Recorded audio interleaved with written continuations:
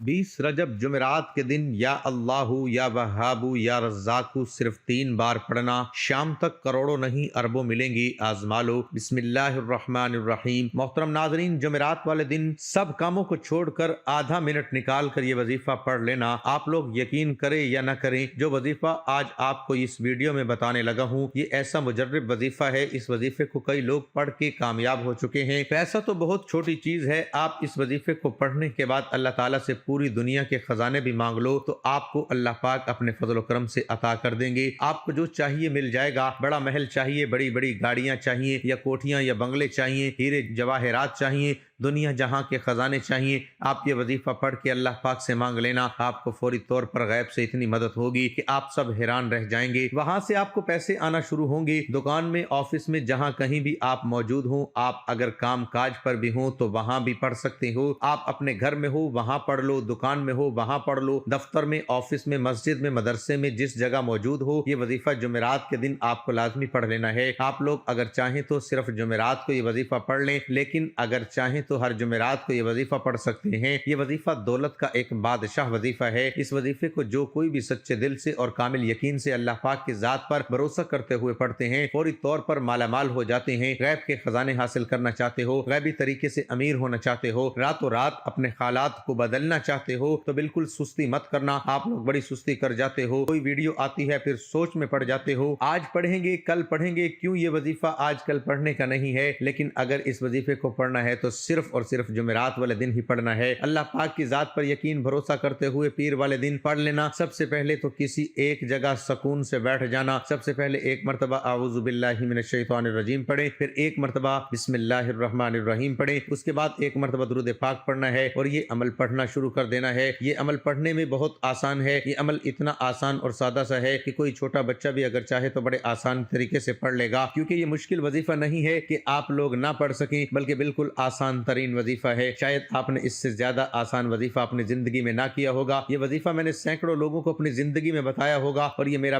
اپنا ذاتی آزمودہ عمل ہے، میرا اپنا ذاتی آزمایا ہوا یہ وظیفہ ہے۔ ایسا کوئی جمعرات نہیں ہوتا کہ میں نے یہ وظیفہ نہ پڑھا ہو۔ آپ لوگ اس وظیفے کو اگر صرف ایک بار بھی پڑھ لو گے تو اتنا آپ کو فائدہ ہوگا، اتنی آپ کو دولت ملے گی کہ آپ لوگ بے چینی سے اگلی جمعرات کا انتظار کرو گے کہ کب اگلا جمعرات آئے اور ہم یہ وظیفہ پڑھیں۔ یہ وظیفہ فوری طور پر آپ کے حالات کو، اپنی زندگی کو بدل کر رکھ دے گا۔ آپ کی قسمت کے بند دروازے کھل جائیں گے انشاءاللہ۔ وظیفہ پڑھتے ہی اللہ پاک کرم فرمائے گا۔ بڑی سے بڑی آپ کی پریشانی، گھر میں آپ کے فاقے ہیں، مفلسی ہے، لاچاری ہے، آپ لوگوں کا کوئی کام نہیں، کاروبار نہیں، جاب نہیں، آپ کا کہیں دل نہیں لگتا، گھر میں برکتیں نہیں، آپ کے اوپر اگر بے شمار قرضہ ہے، قرض دار پریشان کرتے ہیں، تو آپ لوگ اگر اس طرح کے معاملات میں ہوں، اس طرح کے حالات میں ہوں تو یہ وظیفہ آپ کو لازم کر لینا ہے۔ 2 منٹ نکال کر جمعرات والے دن جہاں کہیں موجود ہوں سکون سے بیٹھ جانا، چاہے آپ لوگ پاکستان میں ہو، انڈیا میں ہو، Bangladesh, Nepal, Bhutan, Afghanistan, Saudi Arab, Sharjah, Malaysia, Oman, Muscat, Japan, دنیا کے جس ملک میں بھی ہوں، جس شہر میں ہوں، جس گاؤں میں، جس گلی میں، جہاں کہیں موجود ہو، جمعرات کا دن ہو، جیسے ہی جمعرات آئے تو آپ لوگ یہ وظیفہ پڑھ لینا۔ اگر ایک جمعرات بھی اپنی زندگی میں پڑھ لو تو آپ کی پوری زندگی کے لیے کافی ہے۔ آپ کی نسلیں انشاءاللہ دولت سے کھیلیں گی، اتنی دولت آپ کو ملے گی، اتنا پیسہ آپ کو آپ کی جیب میں ہوگا کہ آپ سے سنبھالا بھی نہیں جائے گا۔ یہ وظیفہ جس کو بتاتا ہوں پہلے کہتا ہوں کہ اگر دولت سنبھال سکتے ہو تو ہی یہ وظیفہ پڑھنا، ایسا نہ ہو پھر آپ سے دولت سنبھالی نہ جائے۔ دولت رکھنے کی جگہ ہو تو دولت سنبھال سکتے ہو تو ہی یہ وظیفہ پڑھنا۔ وظیفہ پڑھتے ہی آپ کی زندگی میں دولت کا طوفان کھڑا ہو جائے گا۔ ناظرین اکرام، آج ہی ہر انسان پریشان ہے، کسی کو جانی پریشانی ہے تو کسی کو مالی ہوتی ہے، اسی طرح سے کسی کو منصب کی پریشانی ہے تو کسی کو عزت و آبرو کی پریشانی ہوتی ہے۔ امیر اپنی کوٹھی میں پریشان ہے، اس سے دولت سنبھالی نہیں جاتی، تو غریب جھونپڑی میں کوئی روزگار اور حالات سے نالاں ہے۔ تقریباً ہر آدمی کسی نہ کسی فکر میں اور پریشانی میں مبتلا ہے۔ دل سکون، قرار اور اطمینان حاصل کرنے کی ہر ایک اپنے ذہن میں اپنی سوچ کے مطابق اپنی پریشانی کی خود تشخیص کر کے ان کے علاج میں لگا رہتا ہے۔ کوئی اقتدار، منصب یا عہدے میں سکون تلاش کرتا ہے، مگر جب اسے مطلوبہ منصب مل جاتا ہے تو پتہ چلتا ہے کہ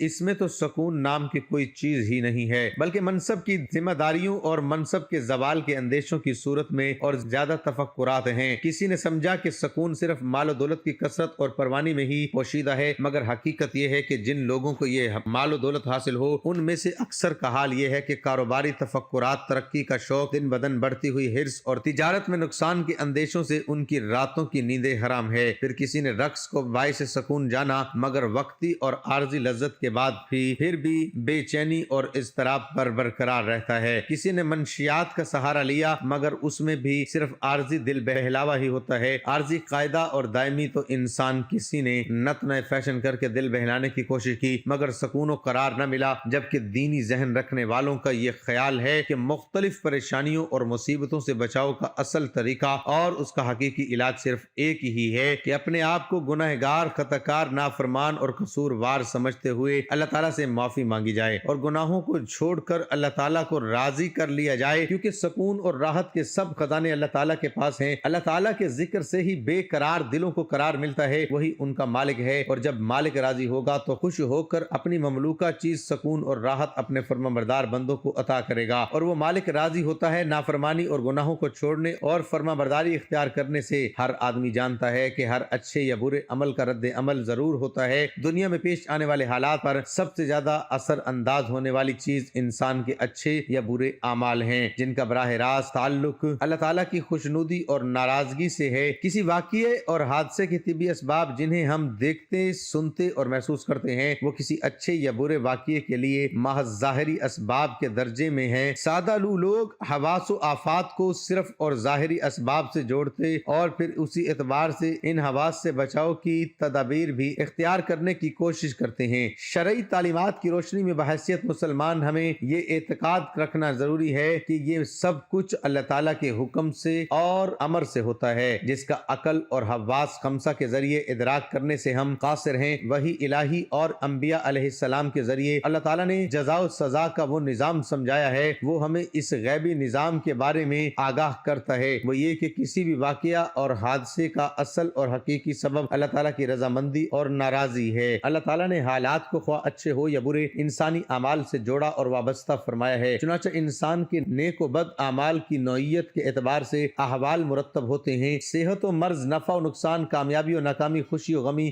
بارش و خشک سالی، مہنگائی و ارزانی، بدامنی اور دہشت گردی، وبائی امراض، زلزلہ، طوفان، سیلاب وغیرہ، یہ سب ہمارے نیک بد اعمال کا ہی نتیجہ ہوتے ہیں۔ بالفرض دیگر ان سب احوال کی ظاہری اسباب کچھ بھی ہوں مگر حقیقی اسباب ہمارے نیک و بد اعمال ہوتے ہیں۔ ہر تکلیف و آزمائش، سہولت و خوشی اللہ تعالیٰ کی طرف سے ہی آتی ہے، اسی لیے پریشانیوں اور مصائب کا حل رجوع اللہ ہے، یعنی اللہ تعالیٰ کی طرف متوجہ ہونا۔ اللہ تعالیٰ کی طرف توبہ استغفار کے ذریعے بھی متوجہ ہوں اور اپنے مسائل کا حل اللہ تعالیٰ کے حوالے کر دیں، گویا اللہ تعالیٰ کو اپنے مسائل کے حل کا وکیل بنا دیجئے۔ اللہ تعالیٰ کبھی آپ کو بے سہارا نہیں چھوڑیں گے انشاءاللہ۔ اس کے ساتھ شکر گزاری کی کیفیت پیدا کیجئے۔ بظاہر ہمیں محسوس ہوتا ہے کہ ہمیں کوئی نعمت حاصل نہیں اور ہر طرف ہم پریشانیوں میں گھرے ہوئے، جبکہ لگتا ہے کہ ہم اللہ تعالیٰ کے بے شمار نعمتوں میں ڈوبے ہوئے ہیں۔ اس لیے ظاہری میں پریشانی ہی کیوں نظر نہ آئے، انسان کا کام ہر وقت مالک کا شکر ادا کرنا ہے۔ اللہ تعالیٰ ضرور اپنے انعامات میں اضافہ فرمائیں گے اور دنیاوی پریشانیوں بھی انشاءاللہ حل فرمائیں گے۔ لہٰذا سب گھر والے اپنے اعمال کا محاسبہ کریں۔ اگر نمازوں کی پابندی نہیں ہے تو 5 وقت نمازوں کا اہتمام شروع کر دیں اور نمازوں کے بعد دعاؤں کا بھی اہتمام کریں۔ ناظرین کرام، کئی طرح کے خوفناک اور عبرت انگیز واقعات خواہ انفرادی ہو یا اجتماعی، دراصل اللہ تعالیٰ کی طرف سے ہمارے لیے ایک الارم اور تنبیہ ہوتی ہے تاکہ انسان اپنے اعمال کا محاسبہ کرے اور کوئی تنبیہ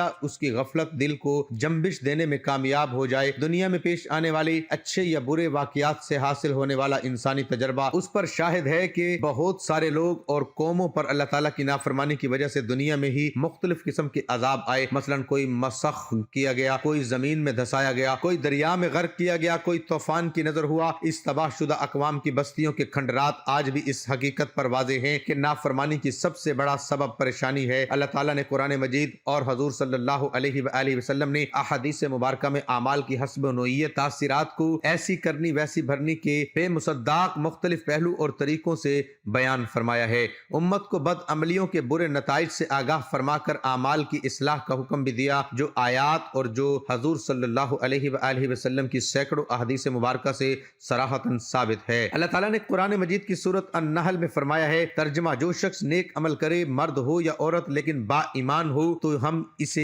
یقیناً نہایت بہتر زندگی زندگی عطا فرمائیں گے اور ان کے نیک اعمال کا بہتر بدلہ بھی انہیں ضرور دیں گے۔ سورۃ النحل آیات میں اللہ تعالیٰ کا فرمان ہے کہ نیکی پرسکون زندگی کا سبب ہے۔ چنانچہ دو چیزیں ایمان اور اعمال صالحہ کے موجود ہونے پر اللہ تعالیٰ نے پر لطف اور پرسکون زندگی عطا فرمانے کا وعدہ کیا ہے۔ عام آدمی بھی یہ آیات پڑھ کر یہ نتیجہ نکال سکتا ہے کہ ایمان اور اعمال صالحہ نہ ہو یا کوئی ایک نہ ہو تو پرسکون زندگی نصیب نہ ہوگی بلکہ پریشان زندگی نصیب ہوگی۔ اس لیے ہمیں دولت کے ساتھ ساتھ اللہ تعالیٰ سے نیک اعمال کرنے کی دعا کرنی چاہیے تاکہ ہماری دنیا و آخرت دونوں سنور جائے۔ تو ناظرین، وقت کی نزاکت کو مد نظر رکھتے ہوئے اب وظیفے کی جانب چلتے ہیں۔ آپ تمام لوگ جمعرات والے دن 1 منٹ ایسا نکالنا کہ اس 1 منٹ میں کوئی آپ کو تنگ نہ کرے، کوئی آپ کو آواز نہ دے۔ سب سے پہلے 1 مرتبہ اعوذ باللہ من الشیطان الرجیم اور 1 مرتبہ بسم اللہ الرحمن الرحیم پڑھیں۔ اس کے بعد 1 مرتبہ درود پاک پڑھ لینا۔ اب جو وظائف بتانے لگا ہوں وہ فوراً پڑھنا شروع کر دینا۔ 1 مرتبہ درود شریف پڑھ لینا اور آپ کو کوئی سا بھی درود پاک پڑھ لیں، بے شک درود ابراہیمی پڑھ لو، صلی اللہ علیہ وآلہ وسلم پڑھ لو یا صلی اللہ علی محمد پڑھ لو۔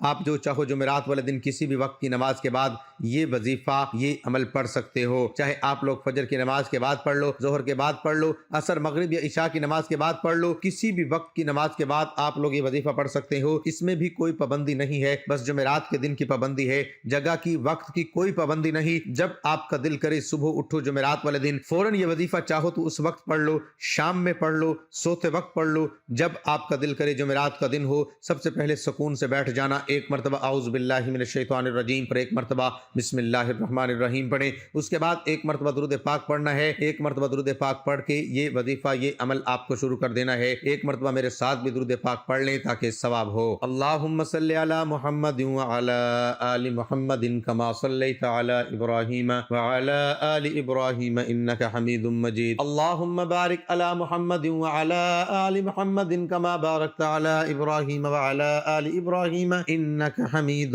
مجید۔ درود پاک پڑھنے کے فوراً بعد آپ لوگوں کو فوری طور پر یہ جو وظیفہ سب سے پہلے نمبر پر پڑھنا ہے، یہ بڑا ہی طاقتور وظیفہ ہے، یہ سمجھ لیں دولت کا ایک بادشاہ وظیفہ ہے۔ سب سے پہلے تو اپنے ہاتھوں میں تسبیح پکڑ لینا، لیکن اگر تسبیح نہ ہو تو سیدھے ہاتھ پر سب سے پہلے اچھی طرح گن کر پڑھ لیں۔ جو وظیفہ آپ لوگوں کو اپنی سکرین پر دکھ رہا ہے یہ پڑھنا ہے، یا اللہ یا رزاق یا وہاب۔ آپ لوگوں کے لیے اس عمل کو سمجھنے کے لیے بہت ضروری ہے، تو براہ کرم گزارش کر رہا ہوں کہ 1 سیکنڈ کی بھی ویڈیو سکپ مت کرنا، نہیں تو عمل کرنے بیٹھو گے تو عمل میں کمی پیشی کر جاؤ گے، تو پھر مجھے مت کہنا۔ ایک ایک بات، ایک ایک پوائنٹ آپ لوگ سنیے گا، کون سا وظیفہ کس ترتیب سے کس طرح پڑھنا ہے، کتنی بار پڑھنا ہے، یہ سب بتاؤں گا۔ سب سے پہلے 1 مرتبہ اعوذ باللہ من الشیطان الرجیم اور 1 مرتبہ بسم اللہ الرحمن الرحیم پڑھیں۔ اس کے بعد 1 مرتبہ درود پاک پڑھ لو، تو فوراً اسی وقت پورا عمل ایک ہی وقت میں ایک ہی جگہ پر بیٹھ کر کرنا ہے۔ تو اس کے بعد فوراً 3 مرتبہ یا اللہ یا رزاق یا وہاب پڑھنا ہے۔ اس کے بعد آپ لوگوں کو لا الہ الا اللہ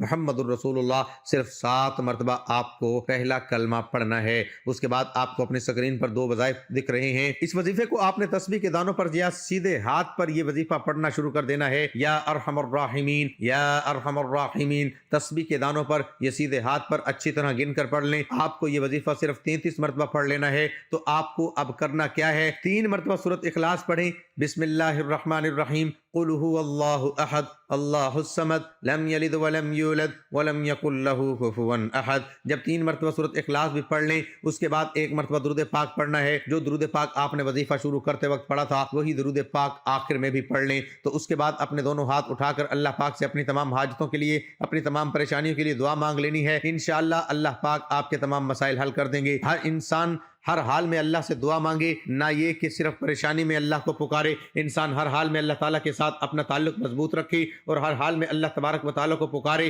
حضرت موسیٰ علیہ السلام کے دور میں ایک عقل مند آدمی تھا، اس نے حضرت موسیٰ علیہ السلام کی نبوت کے جانچنے کے لیے حضرت موسیٰ علیہ السلام سے سوال کیا کہ اگر آسمان کمان بن جائے اور یہ شجر حجر تیر بن جائے اور اللہ تعالیٰ تیر چلانے والے ہوں اور انسان اس کے نشانے پر ہو تو انسان کے بچنے کی کیا راہ ہے؟ تو حضرت موسیٰ علیہ السلام نے فرمایا کہ یہ انسان کے بچنے کی صورت یہ ہے کہ اللہ تعالیٰ کے پاس جا کر کھڑا ہو جائے۔ ایک دفعہ سلطان محمود غزنوی رحمت اللہ علیہ بہت خوش تھے اور اس خوشی کی حالت میں اپنے وزراء میں اعلان کیا کہ آج تم میں سے جو شخص جو مانگے اسے عطا کیا جائے گا۔ چنانچہ وزراء من پسند چیزیں مانگنے لگے، کسی نے زر مانگا تو کسی نے زمین، کسی نے غلام مانگے تو کسی نے کنیز، غرض ہر ایک نے موقع غنیمت جانتے ہوئے جو اس کے ذہن میں آیا وہ مانگ لیا۔ جب سب نے مانگ لیا اور سلطان محمود رحمت اللہ تعالی علیہ کے پہلو میں آپ کا خادم خاص ایاز خاموش کھڑا رہا، سلطان ان سے مخاطب ہوا، ایاز سب دربار والوں نے مانگ لیا، تم نے کچھ نہیں مانگا؟ تو ایاز نہایت ادب سے کھڑا ہوا کہ حضور جو مانگوں گا وہ عطا کیا جائے گا۔ بادشاہ نے کہا کیوں نہیں؟ درباری بہت حیران تھے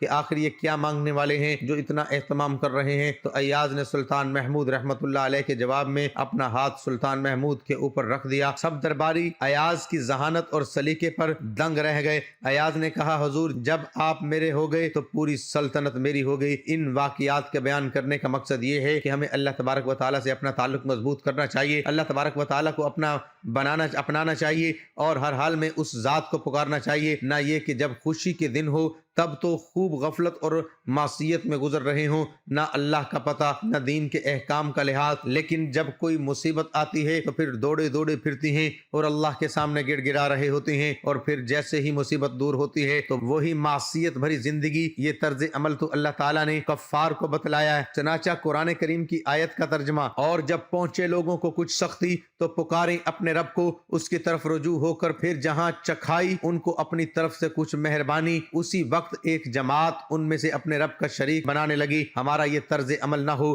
بلکہ خوشی میں غمی، دکھ میں سکھ میں، امیری میں غریبی میں، ہر حال میں اس ذات کو پکارنے والے ہوں۔ چنانچہ آپ صلی اللہ علیہ وآلہ وسلم نے ارشاد فرمایا، جس کو یہ بات اچھی لگی کہ اللہ تعالیٰ سختیوں اور بے چینیوں میں اس کی دعا قبول فرمائے تو اس کو چاہیے کہ خوشحالی میں بکثرت دعا کرے۔ محترم ناظرین، جو لوگ صرف پریشانی میں اللہ تعالیٰ کی طرف متوجہ ہوتے ہیں اور راسی وقت ان کے ہاتھ دعا کے لیے اٹھتے ہیں تو ان کا رابطہ اللہ تعالیٰ کے ساتھ بہت ضعیف ہوتا ہے۔ اس کے برعکس جو بندے ہر حال میں اللہ تعالیٰ سے مانگنے کے عادی ہوتے ہیں، اللہ تعالیٰ کے ساتھ ان کا رابطہ قوی ہوتا ہے۔ پس جو چاہے کہ پریشانیوں اور تنگیوں میں اللہ تعالیٰ اس کی دعا قبول فرمائے، وہ عافیت اور خوشحالی کے دنوں میں اللہ تعالیٰ سے زیادہ دعا کرے، انشاءاللہ تنگی کے دنوں میں اس کی دعا خاص طور پر قبول ہوگی۔ اجلت پسندی قبولیت دعا کے استحقاق کو کھو دیتی ہے۔ دعا بندے کی طرف سے اللہ تعالیٰ کے حضور میں ایک التجا ہے، اور اللہ تعالیٰ مختار ہیں، وہ بندے کی مانگ جلد بھی پوری کر سکتے ہیں اور راس میں کسی مصلحت سے دیر بھی ہو سکتی ہے، اس لیے وہ کبھی تنگ دل ہو کر مانگنا چھوڑ دیتا ہے، یہ اس کی غلطی ہے۔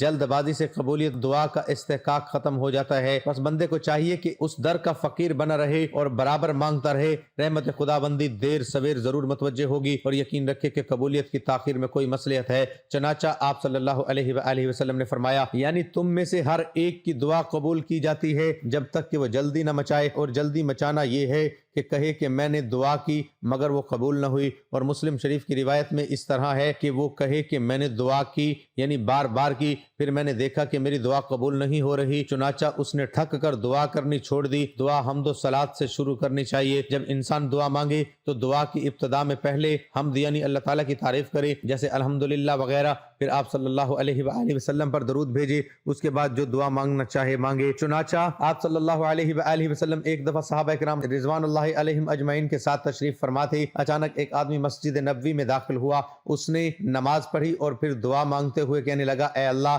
میری مغفرت فرما اور مجھ پر رحم فرما۔ تو آپ صلی اللہ علیہ وآلہ وسلم نے فرمایا، اے نمازی تو نے جلدی کی، جب تو نماز پڑھے پھر تو نماز سے فارغ ہو کر بیٹھے تو اللہ تعالیٰ کی ایسی تعریف کر جس کے وہ حقدار ہیں، اور مجھ پر درود بھیج، پھر اللہ سے مانگ۔ ناظرین، گزارش ہے کہ اللہ تعالیٰ کے 99 ناموں میں سے کوئی سا بھی ایک نام کمنٹ میں لکھ کر ضرور شیئر کریں۔ اللہ تعالیٰ ہم سب کا حامی و ناصر ہو، آمین۔